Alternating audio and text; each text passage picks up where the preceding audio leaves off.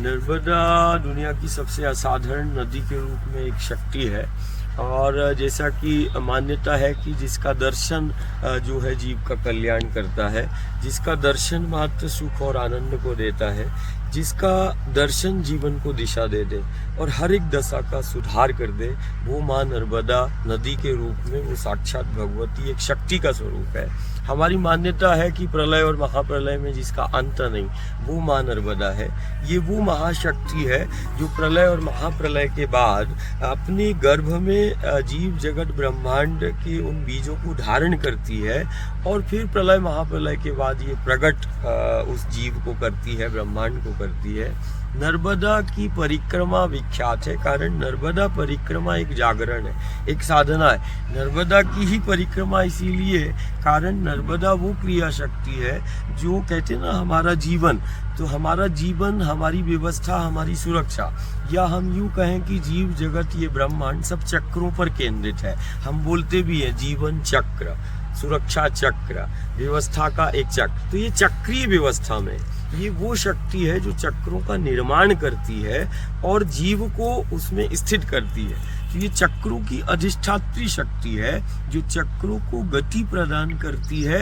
ये वो क्रिया शक्ति है जिसको हम नर्मदा कह रहे हैं। ये चक्रों का समन्वय और संतुलन को बनाती है जिस पर जीव जगत और ब्रह्मांड स्थित है। तो नर्मदा की परिक्रमा इसीलिए कारण नर्मदा की परिक्रमा चक्रों का समन्वय और संतुलन को बनाती है।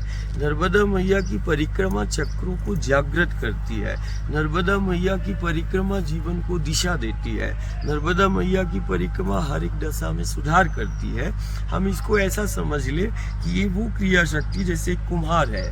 कुम्हार मिट्टी अपने हाथ में लेके चाक पर जैसे चढ़ाता है और अपने हाथों से पहिए को घुमा देता है और वो पात्र का निर्माण करता है। ठीक वैसे ही ये जो हमें जल स्वरूप में जो हमें शक्ति दिखाई दे रही है, ये जीव जगत और ब्रह्मांड की उत्पत्ति, जैसे आज दुनिया ब्रह्मांड की उत्पत्ति के पहले कण की खोज कर रही है और दुनिया ये भी खोज कर रही है, विज्ञान, कि ये जीव जगत ब्रह्मांड उत्पत्ति इसकी हुई, प्रकट हुआ होगा, तो फिर ये चक्रों को किसने बनाया होगा और जीव को उस चक्र पे किसने रखा होगा और इन चक्रों को गति प्रदान करने वाली वो कौन सी क्रिया शक्ति है जो अभी विज्ञान खोज कर रही है। लेकिन सनातनी परंपरा में और सनातन धर्म में ये खोज पूर्ण है कि ब्रह्मांड की उत्पत्ति का वो पहला कण और जीव को जहाँ पृथ्वी पर जीवन प्रारंभ हुआ, ये वो माँ नर्मदा का पथ है कि भूमंडल की सबसे प्राचीन वो जीवन शक्ति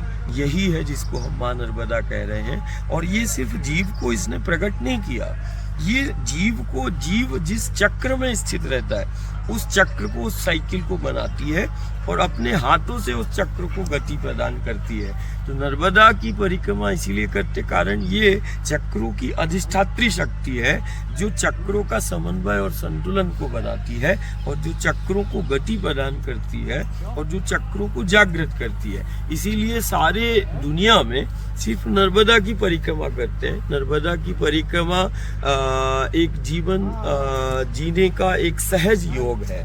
नर्मदा मैया की परिक्रमा चक्रों का समन्वय और संतुलन बनाने का सहज योग है जो कि चक्रों का बैलेंस करती है।